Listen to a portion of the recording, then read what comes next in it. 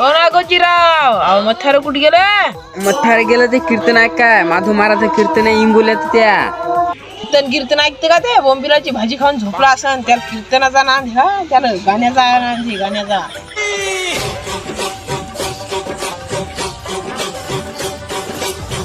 मथारा उठ ना आता कीर्तन ऐकायला का नु मग बायको भांडाली मपली बोंबिलाची भाजी होऊन सनाट झोपला तुझं थरगी तर काय उठत नाही 100% 90 मारल्या दोघं बापले का सारखेच हा ना आमगळ हो आज तू सुदीवर येतो त्यानं आज पिली काय फायदा आहे तुमचा?